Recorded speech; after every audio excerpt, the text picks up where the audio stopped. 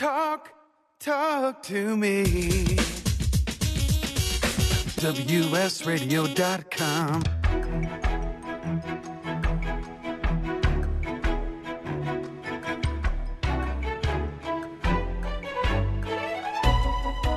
The San Diego Council on Literacy brings you Literacy for All with your host, Jose Cruz.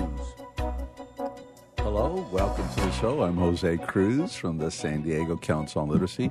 You're listening to our literacy show. This is Literacy for All on WS Radio, the worldwide leader in Internet talk. And our guest today is someone who's been not just part of the national literacy movement going back to 1987, but actually someone who benefited from the services and who had a special story to tell. I want our listeners to welcome. Help me. I don't know how you're going to. You just stand by your radio or your computer and you give applause right now while we welcome John Corcoran to the show. John, welcome. Thank you very much for inviting me. So glad to have you. John, you have so much that you've done in literacy. I mean, just being an authority because you had to deal with improving your reading and writing skills all the way up to what you're doing up in it's King County. Kings County. Kings County. I put an S on that. And doing your own literacy project, having your own literacy program, being a national advocate for literacy and doing this with so much passion and fire and dedication. Is it 31 years now? 31. Oh my God! So John, this is so you've easy. You've been right along with me. I have. I've been. I started back in 1985. And I remember what we would call your coming out party, yep. and just the things that happened back when we began what I would call a national literacy movement in the U.S. that has run a good 32, 33 years, and you were right there, right where we needed you, and we needed people to understand the extent of this problem and that. It was America's best kept secret in that you could be anybody in this society and not have received the help that you needed when you're in school and get through school and become an adult and even become a successful business person, but still not being able to read. And John, what I always like to talk to folks about, especially learners, which we are all learners, lifelong learners, but going back to what we would call adult learners, what was it like for you? What made you ask for help? How has your life changed? And then let's get into the stuff that is like, because I know you like to move forward. You've given so much to this effort. And so let's talk about your roots a bit, assuming that we have a lot of time, and then just where things have progressed. As an adult, a few years back, this will be kind of dating us a little bit, but Barbara Bush put the spotlight on adult literacy issues, and that got my attention. Most adults, and I was just like an adult, who went through high school, went through college, and survived. We're embarrassed. We keep a secret. We guard the secret. And for me, I gave up on the system. I gave up. A part of me gave up on learning to read. I had tried and failed and failed and failed. And my first step was at the Carlsbad Library, and I'd say a part of that motivation was the fact that there were other people out there, and there was a place. And I was in a grocery store and listening to a conversation in a checkout stand, and two sisters talking about their adult brother who was going to the Carlsbad Library to learn to read, and they were so happy about it. And so one Friday afternoon, I drove over to the Carlsbad Library. I think it was a storefront at that time. Linda Jones. And I spoke to her, and I was brought to tears. And she said, "I have a volunteer tutor that can help you." Yeah. And I was assured that this was a confidential experience. And I spent about 15 months with my volunteer, and I in retrospect, I call her the ambulance driver that got me to Linda Mood Bell, Pat Lindemood took me from about the 6th grade to the college level. And John, you through Lindemood Bell, they helped to address what was fundamentally the thing that was a challenge for you, Right. and that is that you had dyslexia. If we can use that Right. term. I know it's a Sure. big, broad term, Yeah. and they helped you address things because the literacy program in Carlsbad at the library could take you up to a point. Sure. And the concept, and it's kind of like second grade teacher I never had. You know, my tutor held my hand, and I was guessing a lot.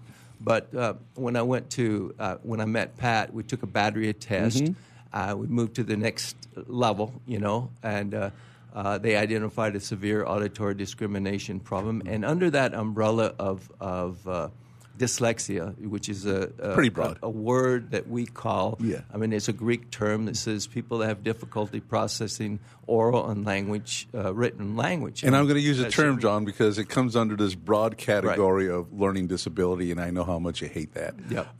Yeah. Maybe that's too strong a word, but Well, I think it's okay. I think dyslexia is it's a Greek word, and it says you know, the definition is pretty clear, and we've not intentionally, but 50, 60 years ago, we chose to use a word like learning disabled. Yeah. And that is a term that I think it's time to change that term and quit seeing people as learning disabled. I learned a lot of things. Yeah. I learned a lot of things during my life. So I wasn't learning disabled. Right. Yep. And I don't think there's very many people that are walking around that are learning disabled. Yeah. They are able to learn. Right. And I was able to learn reading, and Pat Lindemood took me to the mountaintop, you know. Yep. And then, but after going back to Linda Jones, she said she wanted me to share the story. And I said, no way. No way, man. No way. I lived in this community. I taught school for 17 years. And I didn't want to embarrass the education system. I didn't want to embarrass my family. And I didn't want to share the story. But she kept poking at me, you know, how those literacy providers are. And she wanted me to share the story. And I did have a dilemma there. I did ask my wife of now 54 years if The boss. If the boss. And she said, "Why don't you just shut up and read?" You know? And so I had that voice, and I had the voice of a little boy, and the teenager, and the frustration, Yes. and all of that goes along with an adult that can't Right. read. I don't think literate people understand how traumatizing it is not to know how to read. And we're kind of adults that can't read are suspended in our childhood, and emotionally, psychologically, and my decision to speak publicly. I told Kathy, I'm just going to do this for 2 years, and then everybody will know. And there weren't many voices Right. now for adults that couldn't read and were speaking up. I don't have to speak now. I got a bunch of adults out there. But that John, can at speak. the time, you were a voice, and you were a loud and eloquent voice for this cause, and for people who didn't have a voice, who didn't have people speaking for them, who couldn't communicate or didn't have the platform or whatever it might be. I mean, that was courageous of you to do what you did in that time, because we were just getting this national literacy campaign going.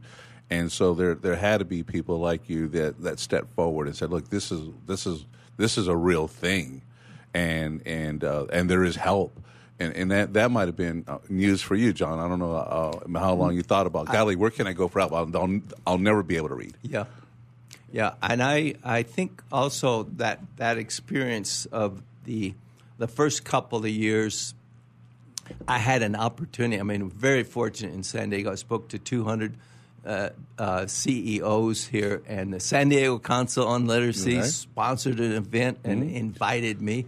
And you were involved in that, and the president of ABC Right. introduced Jim me. Duffy, yep. And we had the San Diego Union editor, And then Michael owner. Tuck was there. I think Yes. Michael Tuck was invited, I want to say, from KGTV. And I don't think he knew what he was walking into. And he sat there and is like, holy smoke. And that night, I remember this, because he always did a special commentary. Yeah. And that night he did a commentary on you. I don't know if you remember that. Yes, I do. And Michael Tuck was big in this town just because he was also quite eloquent and also not afraid to face the issues. And so you really made an impact. When people ask me how I did this or how I did that, I wasn't proactive in. I didn't even understand where I was. I got on the bus and I didn't know where we were going. That's funny. You know? Yeah. And things do happen. They say, how did you get on Oprah? I said, well, she called me. Yeah. You know? Right.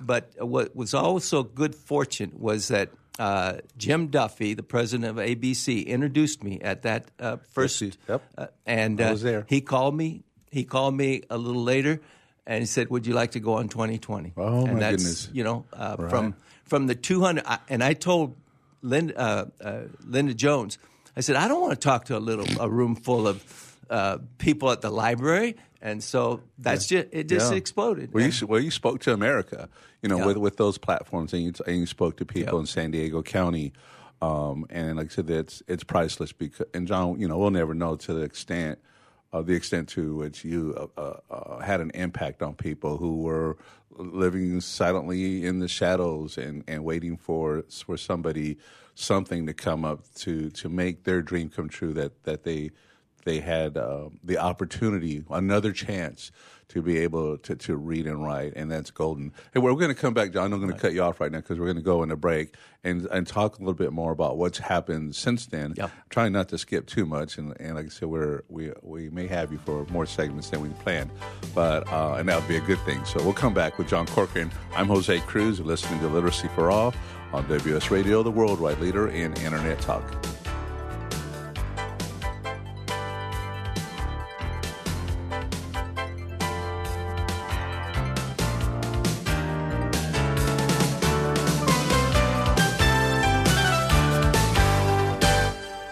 You take your smartphone almost everywhere you go. Now WSRadio.com can be there too.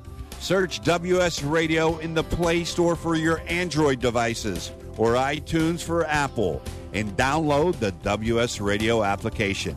WSRadio.com on your phone and in your ear everywhere you go. Download the WS Radio application. Do it now. It's very easy. WSRadio.com.